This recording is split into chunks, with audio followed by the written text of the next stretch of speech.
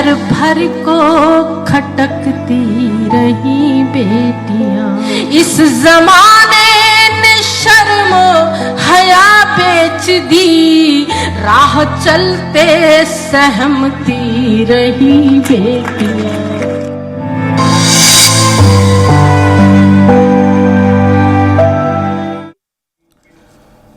नमस्कार, मैं हूं राघवेंद्र ओझा और आप देख रहे हैं जनता मांगे जवाब।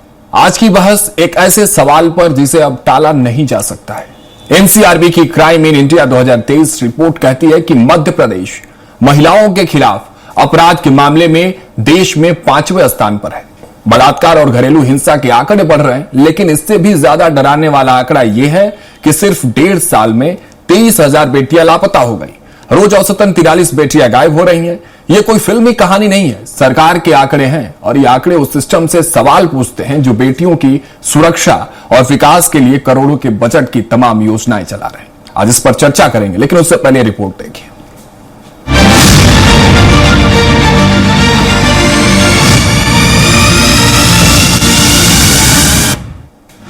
एक तरफ तरक्की के दावे हैं तो दूसरी तरफ सूनी होती मां की गोद।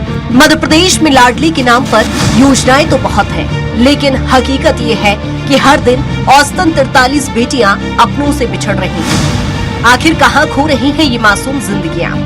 मध्य प्रदेश में जनवरी 2024 से जून 2025 के बीच 23,129 लड़कियां और महिलाएं लापता हुई हैं, यानी हर दिन औसतन 43 बेटियां। आधिकारिक आंकड़ों के अनुसार पिछले 55 महीनों में 59,365 बच्चे लापता हुए हैं, जिनमें से 48,000 से अधिक लड़कियां हैं। प्रदेश कांग्रेस अध्यक्ष जीतू पटवारी ने केंद्रीय गृह मंत्री अमित शाह को पत्र लिखकर मध्य प्रदेश में बहन बेटियों के लगातार लापता होने की घटनाओं पर गहरी चिंता जताई है। पत्र में उन्होंने आरोप लगाया कि प्रदेश के गृह मंत्री बेटियों की सुरक्षा सुनिश्चित करने में पूरी तरह से विफल साबित हो रहे हैं। जीतू पटवारी ने केंद्रीय गृह मंत्री से आग्रह किया है वो हस्तक्षेप कर राज्य सरकार को ठोस और प्रभावी कदम उठाने के निर्देश दें। आखिर बेटियां कहां जा रही? एमपी में 1.5 साल में 23,000 से ज्यादा बेटियां लापता। हर दिन औसतन 43 बेटियां हो रही गायब। 55 महीनों में 59,000 से अधिक बच्चे लापता। लापता बच्चों में 48,000 से ज्यादा लड़कियां। सिस्टम नाकाम या अपराधियों के हौसले बुलंद? अब जवाब कौन देगा? कांग्रेस विधायक डॉक्टर विक्रांत भूरिया के प्रश्न के लिखित जवाब में गृह विभाग ने साल 2020 से 28 जनवरी 2026 तक के आंकड़े पेश किए, जिनमें कुल 2,70,300 महिलाएं और बालिकाएं लापता दर्ज हुई, यानी कुल मिलाकर 50,170 महिलाएं और बालिकाएं ऐसी हैं जिनका अब तक कोई सुराग नहीं लग सका है। कांग्रेस विधायक डॉक्टर विक्रांत भूरिया ने इन आंकड़ों को गंभीर बताते हुए कहा कि सरकार इस मुद्दे पर संवेदनशीलता नहीं दिखा रही है और यदि समय रहते सख्त कदम नहीं उठाए गए तो स्थिति और बिगड़ जाएगी। आने वाला आया कि अभी तक 2 लाख महिलाएं गायब हो चुकी हैं और उसमें जो बच्चियां हैं 65,000 से ज्यादा बच्चियां भी गायब हुई हैं। तो ये 2.5 लाख के ऊपर का आंकड़ा जो सामने आया है। और यही नहीं, अभी तक सरकार 50,000 मासूम बच्चियों महिलाओं को नहीं ढूंढ पाई है, जिनका कोई नामो निशान नहीं है। वो कहां गई, उनको जमीन निगल गई, आसमान निगल गया, कोई किसी को पता नहीं है। और जब गृह मंत्री खुद मुख्यमंत्री जी है तो ये सोचने वाली बात है कि ऐसा हो कैसे रहा है। महिला एवं बाल विकास मंत्री निर्मला भूरिया ने इन आंकड़ों पर प्रतिक्रिया देते हुए कहा कि उन्हें नहीं पता ये आंकड़ा कहां से आया। जब उन्हें बताया गया कि ये जानकारी स्वयं सरकार ने विधानसभा में दी है तो उन्होंने कहा कि वो पूरे मामले को देखेंगे कि क्या स्थिति है। मंत्री ने कहा, जहां भी इस तरह के मामले सामने आते हैं सरकार कार्रवाई करती है। अब ये मुद्दा सड़कों से लेकर दिल्ली के गलियारों तक गूंज रहा है।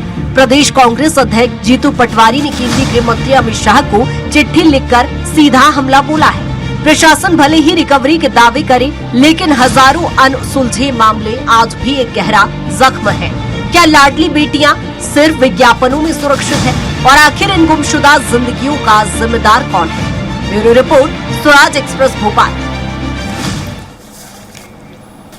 तो चलिए इसी मुद्दे पर चर्चा करने के लिए हमारे साथ सभी खास मेहमान जुड़ चुके हैं, उनसे आपका परिचय करा देता हूं। सचिन सक्सेना जी भारतीय जनता पार्टी के प्रवक्ता है, हमारे साथ जुड़ रहे हैं। समर सिंह जी कांग्रेस प्रवक्ता है, वो हमारे साथ जुड़ रहे हैं। और आशीष दुबे जी वरिष्ठ पत्रकार है, हमारे साथ जुड़ चुके हैं। आप तीनों का बहुत बहुत स्वागत है। चर्चा की शुरुआत सचिन जी आपसे करता हूं। अभी हमने अपने रिपोर्ट्स में महज 1.5 साल के रिकॉर्ड्स दिखाए हैं, लेकिन मैं आपसे शुरुआत करूं उससे पहले मैं 6 वर्षों के रिकॉर्ड आपके सामने रखता हूं और यही सदन में भी रिकॉर्ड्स रखे गए हैं। जनवरी 2026, 2020 से 2026 पिछले 6 वर्षों में मध्य प्रदेश से कुल 2,74,311 सक्सेना जी 2,74,311 महिलाएं और बेटियां गायब हुई हैं।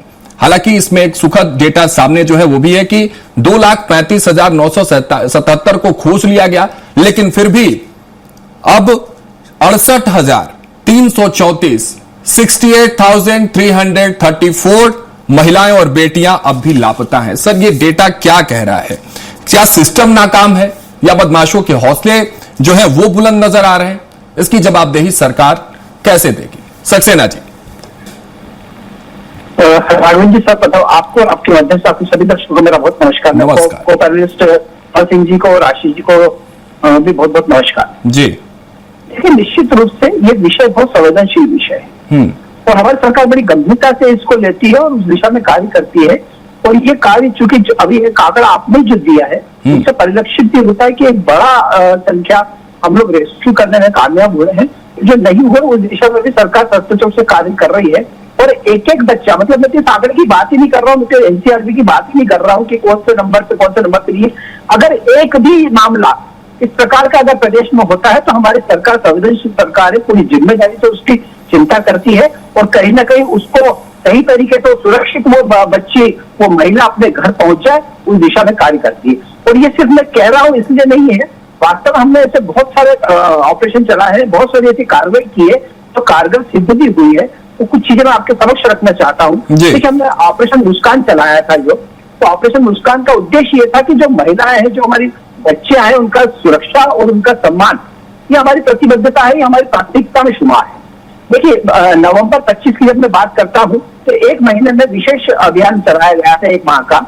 उसमें लगभग 1900 बच्चियां हम लोगों ने रेस्क्यू करके और उनके परिवार को सुरक्षित सुपुर्द की थी। इसके अलावा जब मैं बात करता हूं तो बालाघाट क्षेत्र की जब मैं बात करता हूं तो निश्चित रूप से बालाघाट में 20 दिन में हमने जो ऑपरेशन चलाया था उसमें 22 बच्चे जो नाबालिग बच्चियां थी जिनको केरल, हैदराबाद उस ले जाया जाना था, उनका रेस्क्यू करके बड़ी संख्या में उनको भी सुरक्षित उनके परिवार को सुपुर्द किया गया है।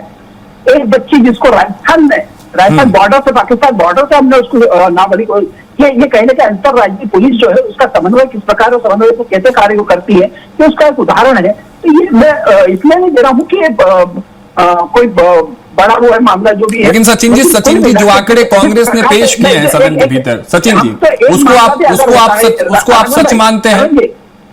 एक मामला भी अगर होता है तो हमारे लिए चिंताजनक है। हम एक मामले को भी उतनी गंभीरता से लेते हैं जितनी गंभीरता से आपने 2.5 लाख की बात करी है। तो इसलिए एक मामले को, एक मामला नहीं साहब, 68,334 मामले हैं। एक बेटी का गायब होना एक अपने आप में सवाल है आपके ऊपर। वो मैं उसी का आ रहा हूँ। मैंने एक मामला जो आपको राजस्थान वाले गिनवाया तो एक मामला क्यों गिनवाया उसके लिए मैं आपको बता रहा हूँ कि हमारे वो एक मामला भी उतने ही मायने रखता है जिससे मायने 2.5 लाख मामले रखते हैं।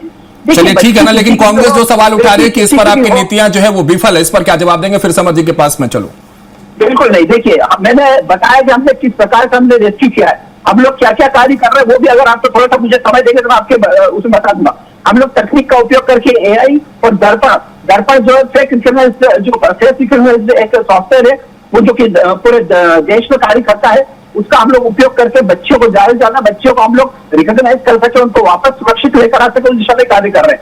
हम लोग हर जिले में हमने एंटी ह्यूमन ट्रैफिकिंग एक स्क्वाड तैयार कर रखा है जो अपने जिले में सक्रिय है। इसके साथ हमने स्पेशल जुवेनिल फोर्स तैयार कर रखा है जो कार्य कर रहा है। महिलाओं के लिए हेल्प डेस्क तैयार कर रखे।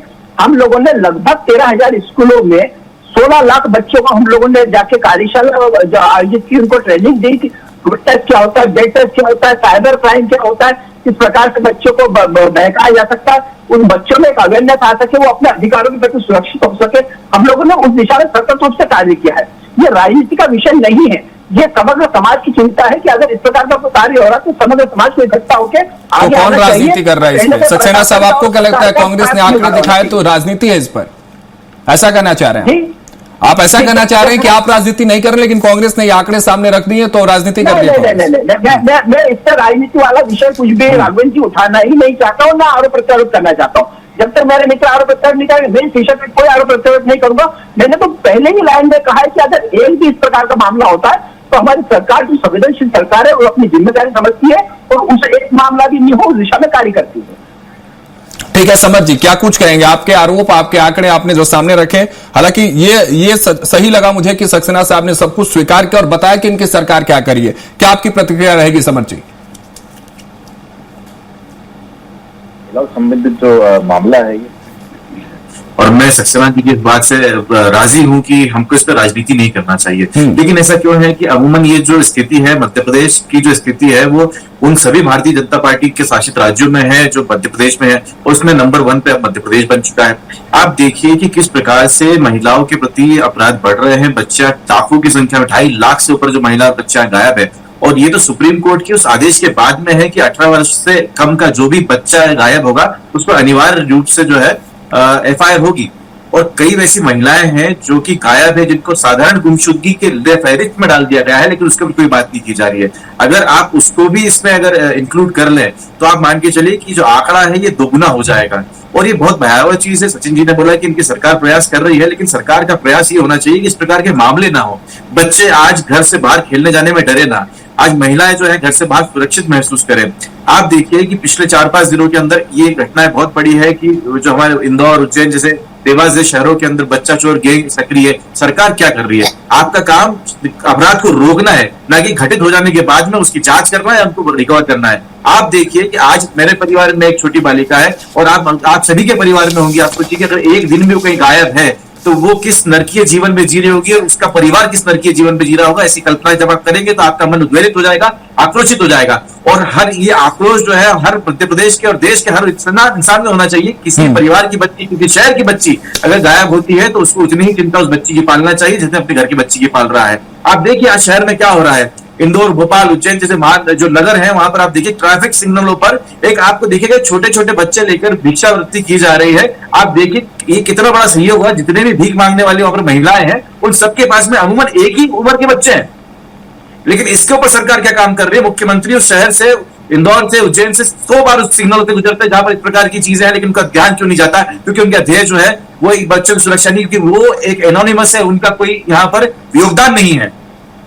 लेकिन विपक्ष में होने के नाते आपने सिर्फ आंकड़े पेश कर दिए समझ जी, आपने कोई ठोस समाधान या उसकी व्यवस्था नहीं बताई सरकार को। श्रीमान, मैं आपके सामने समाधान रख रहा हूं।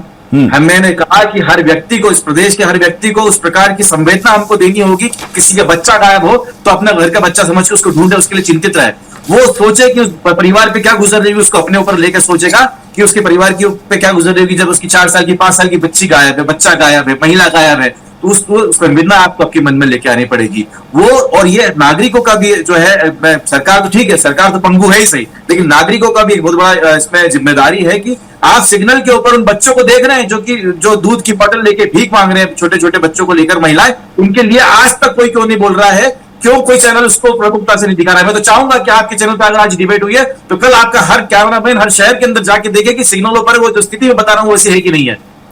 ठीक है। महिला एवं बाल विकास अधिकारी ने, माफ कीजिएगा, लाइन और है मेरी, महिला एवं बाल विकास मंत्री ने ये तक कहा अपनी सरकार को घेरा। मैं उनका भी बहुत बहुत धन्यवाद देना चाहूंगा कि महिला होते हुए एक जो है सत्ता के अंदर होने के बाद भी अपने सरकार से सवाल पूछा उन्होंने। मैं उनका साधुवाद करना चाहूंगा। और मैं चाहूंगा कि हम लोग एक ऐसा निष्कर्ष पर आए जहां पर इस प्रकार का अपराध किसी भी बच्चे के साथ, किसी परिवार, किसी समाज, किसी धर्म के बच्चे के साथ में हो रहा हो तो हम उसको अपने ऊपर ले, अपने परिवार का समझे, उसे बचाने के लिए, उससे संरक्षित करने के लिए। चलिए आऊंगा सक्सेना जी आपके पास, लेकिन आशीष दुबे जी मैं आपके पास आ रहा हूं। आप लंबे समय से प्रशासन और राजनीति दोनों को देख रहे हैं। क्या सच में हमारी बेटियां जो है पहले से असुरक्षित हो गई हैं, या सिर्फ ये आंकड़ों का खेल है, या फिर एक डरावनी सच्चाई भी है ये? आशीष जी देखिए, आंकड़ों पर यदि भरोसा की, आंकड़े जिस संस्था से जहां से इकट्ठे किए जाते हैं तो आंकड़ों पर भरोसा किया जाना चाहिए। लेकिन इसमें परिस्थितियां कई तरह की होती हैं, कई सारी चीजें इसमें इन्वॉल्व होती है। विभागीय समन्वय की भी कहीं ना कहीं दिक्कतें होती है, कानून व्यवस्था की स्थिति पर भी सवाल उठते हैं। तो ये बहुत व्यापक विषय है। और अत्याचार या महिला उत्पीड़न और इसके जो आंकड़े हैं, इसके पहले भी इस तरह के मामलों में भी मध्य प्रदेश का नाम पहले भी शुरू के दूसरे तीसरे राज्यों में आता रहा है। अभी ये जो मामला आया है ये वीडियो वाला, ये भी चिंताजनक मामला है। लेकिन देखिए इसमें सबसे महत्वपूर्ण जो चीजें हैं उसमें ये होता है कि कानून व्यवस्था का जो खौफ है या कानून व्यवस्था के अगर अपहरण के मामले हैं या कोई इस तरह की चीजें हैं तो इसमें कानून व्यवस्था खौफ जो है सबसे जरूरी है। तो लॉ एंड ऑर्डर ऐसा होना चाहिए कि वो सख्त भी हो और संवेदनशील भी। दोनों तरह की परिस्थितियों में के साथ अगर जब इस तरह से काम होता है तो बेहतर होता है। कुछ मामले ऐसे होते हैं जो कुछ अलग तरह के भी होते हैं, इन आंखों में लुढ़ जाते हैं। और कई बार ये भी होता है कि कुछ राज्यों में इस तरह के मामलों की रिपोर्टिंग बहुत ज्यादा होती है, उस वजह से भी आंकड़े बढ़ते हैं। कई जगहों पर जो है उसको छुपाया जाता है, उस वजह से भी आंकड़ों को कंट्रोल करने के तरीके होते हैं। लेकिन इन सबसे इतर भी हम देखें तो सबसे जरूरी ये है कि जो विभाग है, जैसा भी बताया कि सड़क पर जो भीख मांगते हैं उनकी निगरानी उनको देखना चाहिए। तो ये तो कई जगह प्रतिबंध है भीख मांगने पर, उसके बावजूद भी हो रहा है। तो ये जो है एक सामाजिक समस्या भी है, एक सामाजिक परिस्थितियां है, सामाजिक मजबूरी भी है। ये बहुत सारे एंगल को छूती हुई चीजें हैं। अब वो जो बच्चे हैं वो एक उम्र के हैं जो है वो भी जांच का विषय हो सकता है, वो भी संदेह अगर उस पर होता है तो देखा जा सकता है। लेकिन मैं जो कह रहा हूं कि इस पूरे मामले में 3-4 विभागों का समन्वय बहुत जरूरी है, जो इन सब चीजों को एक साथ देखें। तो अगर इस तरह की चीजें बनेंगी, लॉ एंड ऑर्डर है, दूसरे विभाग है, रोजगार से जुड़ा विभाग है, महिला कल्याण से जुड़ा विभाग है, और ये सारी चीजों का जब हालांकि इसका सेल भी कुछ बनाया जाता है कई बार, लेकिन नतीजे उसके क्या हो रहा है इसकी मॉनिटरिंग पर जोर नहीं होता। इसकी मॉनिटरिंग होनी चाहिए। इस पर बहुत सारी जो कमी और कमजोरियां हैं इसको सामाजिक संगठनों के साथ लेकर और दूसरी चीजों को लेकर भी दूर किया जा सकता है। और अगर ये रिपोर्टिंग से आंकड़ा बढ़ रहा है, यानी कि हर घटना की रिपोर्ट हो रही है, तो ये मुझे लगता है अच्छी बात है। अगर उससे आंकड़ा बढ़ रहा है तो उससे चिंतित होने की जरूरत नहीं, जरूरी है इतना हो रहा है उसको कंट्रोल कैसे किया जाए और उसमें समन्वय तालमेल सारी एजेंसियों को कैसा बनाया जाए, ये ज्यादा जरूरी। सक्सेना जी आपके पास आता हूं। देखिए आंकड़े चाहे कुछ भी हो, और इस वक्त की मांग सक्सेना जी यही है कि संवेदनशीलता, कार्रवाई और जवाबदेही। क्योंकि सक्सेना जी हो सकता है कि किसी परिवार की एक बेटी जब लापता होती है तो प्रदेश के लिए या सरकार के लिए एक बेटी हो, लेकिन उस घर के लिए जरा सोचिए, एक बेटी नहीं बल्कि एक जिंदगानी गायब होती है, लापता होती है। इसलिए मैं बार बार कह रहा हूं कि संवेदनशीलता, कार्रवाई और जवाबदेही तीनों आपकी है। इस वक्त क्या कुछ ठोस रणनीति होगी कि वो जो 68,334 का जो डिजिटल आंकड़ा है, रिजल्ट जो है वो शून्य हो जाए, या शून्य होगा भी नहीं होगा? आपकी सरकार हो चाहे उनकी सरकार हो, सरकार किसी की भी हो, जब ऐसी तस्वीरें आएंगी तो सिस्टम और सरकार दोनों पर सवाल उठेंगे। सक्सेना जी देखिए, निश्चित रूप से मैं भी एक बच्ची का पिता हूँ, मेरी भी एक बेटी है। मैं भी इसकी गंभीरता समझता हूँ कि क्या होता है एक बच्ची का, अगर एक दिन बच्ची घर में जो है समझ जी ने बोला, मैं उसकी गंभीरता समझता हूँ, उसका दर्द भी समझता हूँ, परिवार की पीड़ा भी मैं समझ सकता हूँ कि क्या होती होगी वो।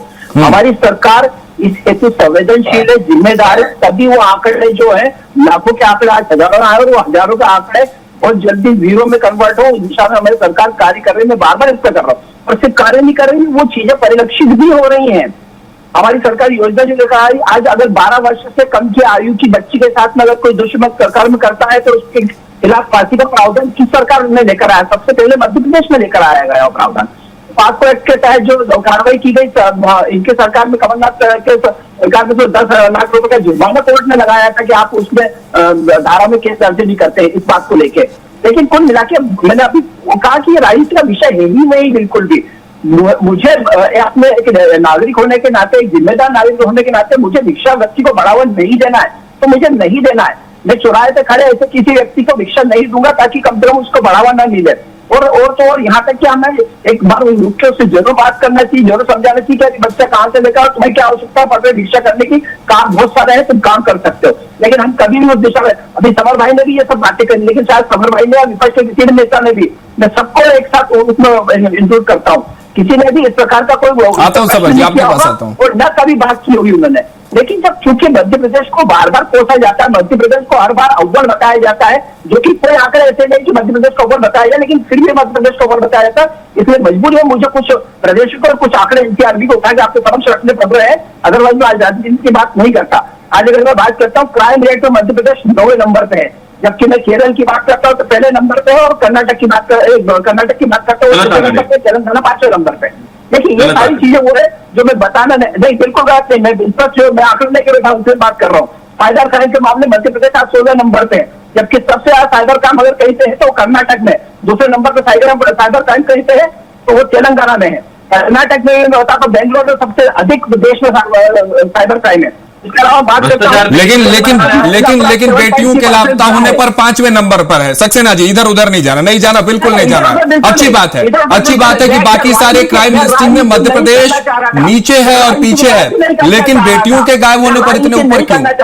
लेकिन चूंकि समझिए राजनीतिक विषय उठाया, इसलिए मुझे कहीं ना कहीं उदाहरण प्रस्तुत करना पड़े। ऐसा नहीं हम मध्य प्रदेश का एक आंकड़ा लेके मध्य प्रदेश को हर अपराध में आगे बढ़ा देंगे या नंबर 1 बोल देंगे, ये गलत तरीका है। आप मध्य प्रदेश की साथ हमेशा हर बात दाव पे नहीं लगा सकते। आप एक जिम्मेदार विपक्ष है, आपको इस बात को समझना पड़ेगा कि मध्य प्रदेश आपका भी है। अगर आप इस प्रकार की बात करते हैं तो कहीं ना कहीं शर्मसार आपको भी होना पड़ता है।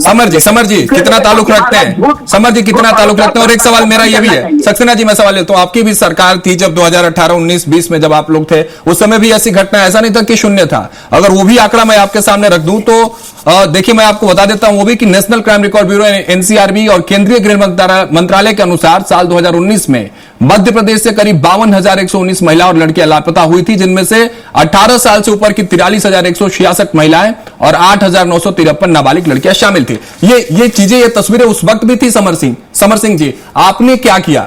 क्योंकि देखिए ये कोई वृक्ष अचानक से पैदा नहीं हुआ और पूरी की पूरी दावेदारी आप सक्सेना जी पर थोप दें, ऐसा भी नहीं हो सकता है। ये बीज जो शुरुआत से मध्य प्रदेश में लगी वो वृक्ष अब नजर आ रही है। आपने उस वक्त क्या किया ये भी बताइएगा।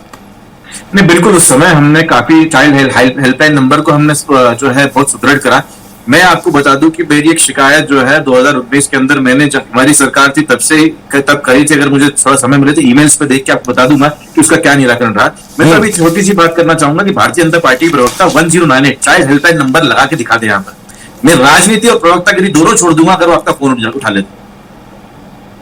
फोन नंबर क्या चैलेंज कर रहे हैं? वरिष्ठ पत्रकार महोदय जिस प्रकार से आशीष द्विवेदी ने कहा कि जो समन्वय होना चाहिए, विभाग होना चाहिए, तो बच्चों के लिए चाइल्ड हेल्पलाइन नंबर है, चाइल्ड केयर की व्यवस्था है, महिलाओं के लिए महिला एवं बाल विकास पूरा एक विभाग बना हुआ है, और महिलाओं के लिए जो एक अलग से पृथक व्यवस्था है। तो ये सब व्यवस्था होने के बाद में अगर ये स्थिति है तो फिर किस प्रकार से काम चलेगा?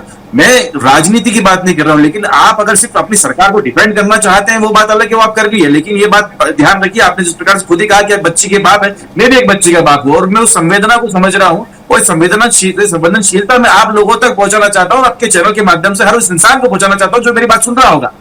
क्यों हम सुबह उठकर उस सिग्नल पे जाकर उनसे पूछते नहीं है? और वो पूछने का काम क्या मेरा है? सरकार क्या कर रही है? जिसको हमने वोट दिया वो क्या कर रहा है? पुलिस क्या कर रही है? चाइल्ड हेल्पलाइन नंबर जिसमें करोड़ों रुपए की फंडिंग है, वो लोग क्या कर रहे हैं? अगर समर सिंह को ही जाके सिग्नल पर पूछना है कि बच्चा कहां से लेके आए, बच्चा किसका है, जल्दी से छोटा सा जवाब दीजिए सक्सेना जी। काउंटर अगर यही करना है तो वो करने के लिए तैयार है। आप मना कर दीजिए कि आप लोग यू आर नॉट केपेबल, आप बता दीजिए कि आप इनकेपेबल है तो हम करने के लिए तैयार हैं। आप बोल दीजिए आप इनकेपेबल है। अगर आप इनकेपेबल है, आपकी सरकार पंगु है, भ्रष्टाचार की लिप्त है, सब चीज आप लोग कर रहे हैं, तो आप बोल दीजिए कि अगर हमको हमारे बच्चों की सुरक्षा करनी है, हमको हमारे बच्चों की सवाल आशीष जी से। समर जी प्लीज रुकिए। संवेदनशील, आप दोनों ने शुरुआत में ये बात कही कि राजनीतिक मुद्दा नहीं है और डिबेट खत्म होते होते आप दोनों ने इसको राजनीतिक विषय बना दिया फिर से। फिर वही रोज का तुतुना में होने लगा इस डिबेट में। नहीं प्लीज समर सिंह जी नहीं, सचिन सक्सेना जी मैं रोक रहा हूं। आंकड़े सबके सामने हैं, मैं बार बार वही बात कर रहा हूं। आंकड़े चाहे भ्रामक हो चाहे उसमें सच्चाई हो, समर सिंह जी सुनिए, यह मुद्दा संवेदनशीलता का है, जवाबदेही का है और कार्यवाही का। मैं दोनों को रोक रहा हूं। एक महत्वपूर्ण सवाल। एक लाइन और मेरी बात नहीं हो पाई है। एक लाइन नहीं, मुझे आपको बोलने का मौका देना पड़ेगा। मुझे आपको बोलने का मौका देना पड़ेगा। तो ऐसे एक एक करके बोलेंगे तब तो बात आएगी। सक्सेना जी या सिंह, जल्दी से 30 सेकंड में दोनों को दे रहा हूं। पहले समर सिंह जी बोल लीजिए। राजनीति का नहीं है, लेकिन सरकार को हमने हमारी सुरक्षा के लिए चुना है। अगर सरकार ये कह देती कि हम अक्षम है तो हम हमारे बच्चों की सुरक्षा खुद ठीक है। सक्सेना जी जल्दी से 30 सेकंड अपनी बात कहिए जल्दी से। सरकार बिल्कुल अक्षम नहीं है। मैंने जो चीजें थी, जो कार्य सरकार कर रहे हो सब आपकी समझ सरकार 2.5 लाख का आंकड़ा अगर 60,000 बार पहुंचा है तो सरकार की सक्षमता क्या पहुंचा है? आपको लोगों ने चुना विपक्ष के रूप में, तो जनता ने आपको वोट दिया, आपकी अपनी जिम्मेदारी बनती है। आप भी कहीं ना कहीं हमारे साथ संघर्ष करना आरोप प्रत्यारोप के लिए कुछ नहीं होता है, सकारात्मक विचारों को रखने के लिए और सकारात्मक कार्य में आगे बढ़कर सरकार का साथ देने के लिए विपक्ष होता है। ठीक है, आशीष दुबे जी, कांग्रेस भी बोल रही है, भारतीय जनता पार्टी बोल रही है, लेकिन क्या इस बीच सुन कौन रहा है? सबसे बड़ा सवाल तो यह है, क्योंकि आंकड़े उनके समय में भी थे, आंकड़े इनके समय में भी हैं, और हालांकि इसको जीरो करने की कोशिश की जाएगी, सक्सेना जी इस तरह से आश्वासन दे रहे हैं, ये तो देखने वाली बात होगी। लेकिन क्या समय की मांग पॉलिटिक्स ऑफ बेटियां हैं या पॉलिसीज पर बेटियां की जरूरत है इस वक्त? नहीं, देखिए जरूरत तो इसी बात की है कि देखिए मध्य प्रदेश की ही अगर हम संदर्भ की बात करें तो मध्य प्रदेश की सरकार महिलाओं के लिए बहुत सारे काम कर रही है, स्कूली बच्चों के लड़कियों के लिए बहुत सारे काम कर रही है, उसे गिराने की जरूरत नहीं, कई तरह की चीजें। तो मध्य प्रदेश सरकार का जो उनके प्रति जो स्नेह है या जो भाव है वो साफ नजर आता है, लेकिन आंकड़े कुछ और बताते हैं। तो इसीलिए मैं कहता हूँ कि सारा समन्वय और एक बहुत समग्र प्रयास की इस पे जरूरत है, और यदि आंकड़े गलत हैं तो भी, और अगर सही है तो इन सब के बीच में से देखना चाहिए सही रास्ता क्या है। अब आप देखेंगे पूरी डिबेट जो बड़े अच्छे से शुरू हुई, जैसा आपने भी कहा, अभी राजनीति में चली गई। उदाहरण वो दिए जा रहे हैं जहाँ पे कांग्रेस की सरकार है, वो भी दूसरा उदाहरण दूसरा पक्ष दे रहा है वो भाजपा। मेरा मतलब ये है कि जब जिस विषय पर बात हो रही है तो पहली नजर में अगर सत्ता पक्ष की तरफ से ये बात मानी जाए, एडमिट की जाए, स्वीकार की जाए, और उस पर विपक्ष से पूछा जाए कि आपका क्या सुझाव है। बिल्कुल वही मैंने समर सिंह से पूछी कि आपने सिर्फ आंकड़े दिखा दिए, इससे जिम्मेदारी आपकी खत्म थोड़ी हो गई। एक साथ जाके सरकार के सामने अपनी बात रखें और वो तो बहुत रशी ज्यादा अच्छा होगा, सुधार उसी से होगा। समर जी आपकी बात आ गई, समय हमारे पास कम है, लेकिन चलते चलते बस मैं ये कहना चाह रहा हूं आप दोनों से, और जो बात आशीष जी ने कही कि आंकड़ों की सियासत में अक्सर सच्चाई खो जाती है, लेकिन इस बार सवाल आंकड़ों का नहीं है। सक्सेना जी और समर जी दोनों से मैं कह रहा हूं बेटियों की सुरक्षा का है। चाहे कांग्रेस हो या बीजेपी, जनता ये जानना चाहती है कि उसकी बेटियां कितनी सुरक्षित हैं। जब तक हर बेटी सुरक्षित घर नहीं लौटती है तब तक ये बहस जरूरी है। और कांग्रेस हो या बीजेपी, सक्सेना जी, अब वक्त है कि बेटी पर राजनीति नहीं, बेटी की सुरक्षा पर नीति बने, क्योंकि जब तक हर बेटी घर नहीं लौटती तब तक कोई भी सरकार पूरी नहीं मानी जा सकती। आप तीनों का बहुत बहुत शुक्रिया हमारे साथ इस चर्चा में जुड़ने के लिए। समर जी आपका, सक्सेना जी आपका और आशीष जी आपका बहुत बहुत शुक्रिया हमारे साथ जुड़ने के लिए। तो फिलहाल इस खास चर्चा में मेरे साथ इतना ही। आप देखते रहिए स्वराज एक्सप्रेस।